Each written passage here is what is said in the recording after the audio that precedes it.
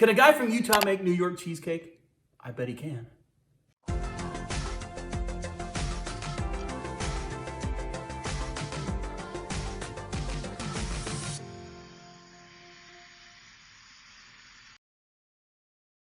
One of the first steps we do is to make the cookie crust, okay? The crust of the cheesecake.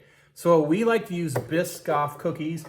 You can use anything you want, like Oreos, or you can use graham crackers, but we like Biscoff cookies.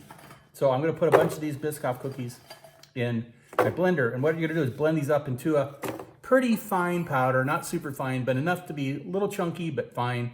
And then we're gonna make the crust. After it's been pulsed, you can see that it's a pretty fine powder. It looks pretty good. And the next step is we're going to make the crust, and there's a few more ingredients to go to the crust. The next step of the process is to make the crust. So we're gonna take our Biscoff cookies and pour it into a big container. And then we're gonna add our butter that's been melted. All right. And then we're gonna add some sugar. And then we're gonna mix it up really, really well. And then I'll show you the next step, which is putting it in our cake round. So before we put the crust in the pan, I want you to preheat the oven to 350 degrees, because once you get your crust put in here and formed like you want it to, we're gonna bake this for about 10 minutes until it becomes nice and crunchy. The next step is to go ahead and pour the Biscoff crust that you mixed really thoroughly into the pan, and we're going to just spread this around, and they're going to mash it around with our fingers really, really well. You will also want to squish the crust up against the walls of the cake pan evenly. Okay, this is a little bit more of a close-up shot of what the crust looks like, how I push it up around the edges. And the corners are not too thick. You just don't want that too thick because it just doesn't cook very well. So try to make it even as possible. That looks pretty good. We're gonna make the topping for the cheesecake now. So what we're gonna do is we're gonna put in the blueberry topping. You really could use anything you want, but we kind of like blueberry. We've tried strawberry in the past, but we still think blueberry is the best. So scoop that out. I would lick the spatula if there's people watching. They're trying not to laugh right now. Okay? And then the cheesecake goes in, or the cream cheese, sorry, cream cheese. And then you gotta whisk this up really well. But before I do that, I'm gonna add some sugar. Not supposed to laugh. Some sugar and some vanilla. And then I'll show you what it looks like. So we're gonna really mix this up really, really well. And then, it's like a clown show right now. And then, so we're gonna mix this up really well, and then I'll show you the end product. Okay, we're mixing, okay? You gotta mix it up really good, because this stuff's delicious, and it's gonna go right on top of the cheesecake. You don't have to do this, because the cheesecake stands on its own. However, this is magical. Here's the final product. It looks pretty tasty. It has a nice flavor to it. I think you'll really enjoy it. But again, you could use any flavor that you want to, but we really enjoy this blueberry topping. The next step is to make the cream cheese filling. So what you're gonna wanna do is let your cream cheese get to room temperature. It's gonna be a lot easier to mix. And this recipe suggests that you put each ingredient in separately and mix it. So you'll start with the cream cheese, then add the sugar, and then the sour cream and beyond. And I'll show you how to do that, but we'll start with the cream cheese. All right, go ahead and mix your cream cheese up that's been softened. You want to just get this kind of creamy and fluffy. And then you're going to go ahead and add your sour cream. And then you're going to mix this up really thoroughly as well. Then add your heavy cream. And then you're going to mix that up super well as well. Next, we're going to add 3 eggs. See if you can do this one-handed without putting any shells in there. There's the oven, that's our crust finishing. And then we're gonna go ahead and mix this up super thoroughly as well. And then we'll move on to the next step. Okay, go ahead and add your cornstarch and mix that up. Next, we're gonna add the vanilla.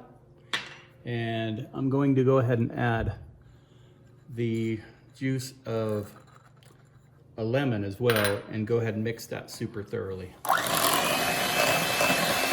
So at this point, go ahead and taste it.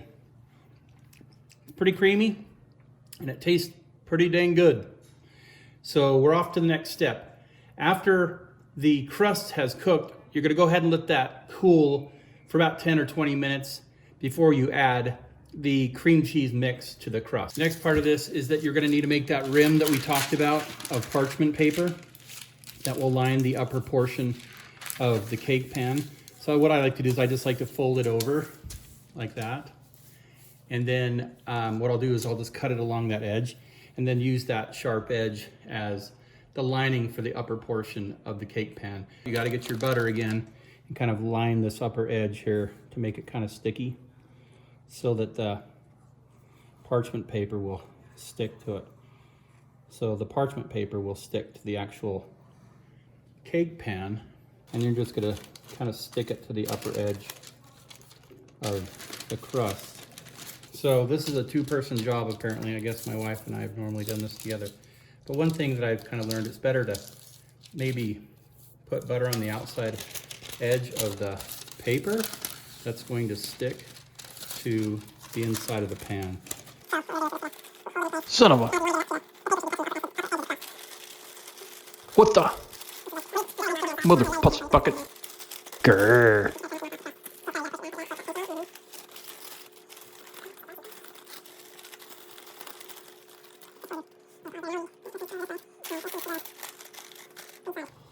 Right there. Okay, that's a pain in the butt. So once you get that into place, you're gonna go ahead and pour in the cream cheese. And what this will do is it will push the parchment paper up against the wall and hold it into place better.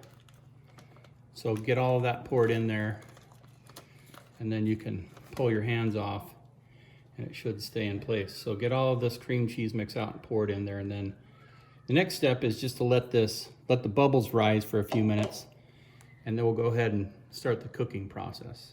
That is the finished product. You can kind of see that the bubbles are starting to come up.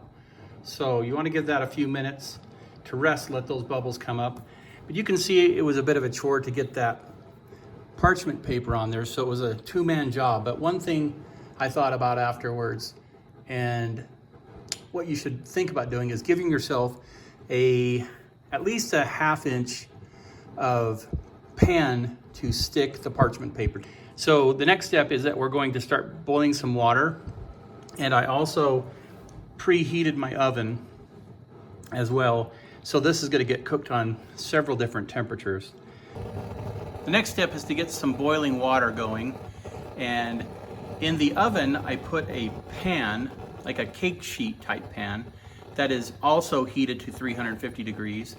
And what you're going to do next is take the cheesecake and put it in the oven on the pan. All right, get a long piece of aluminum foil. I am actually using a 18-inch piece of aluminum foil. You're gonna pull out a big long piece,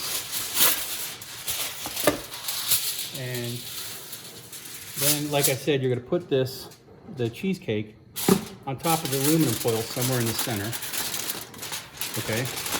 And then you're just gonna form a little barrier around the cheesecake, so when you put the cheesecake in the oven that has water put in the pan, the cheesecake will stay dry. Okay, for this size of a cheesecake, I set the oven to 350 degrees on bake, non-convection, so just 350 degrees. So go ahead and open up your oven, pull out the rack, put the cheesecake in the center. We're gonna add some boiling water to this. Okay. And you're gonna wanna fill up the tray, I don't know, about halfway up with boiling water. Go ahead and push this in, and you're gonna bake this, I believe, for 30 minutes, and then we're gonna change the temperature. The next step is to turn it down to 300 degrees, and then you're gonna cook it for 45 minutes. So we've just done the second cook time, so what we're gonna do now is we're gonna turn off the temperature and keep the door closed, and we're gonna let it sit for another 60 minutes, and then we're gonna pull it out and put it in the fridge overnight. Okay, this is what it looks like when it's done. It's nice and gelled up, nice and solid, this little wiggly there.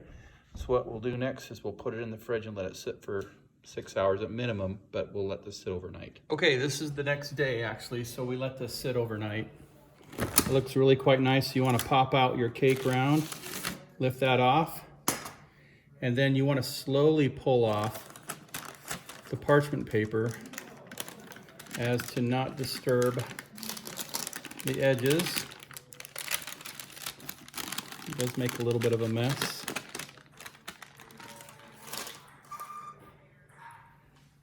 But it looks pretty tasty. The edges became nice and super crusty.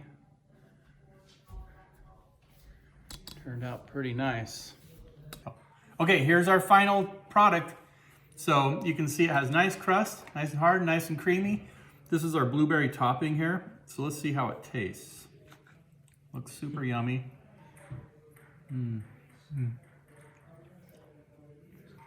Oh.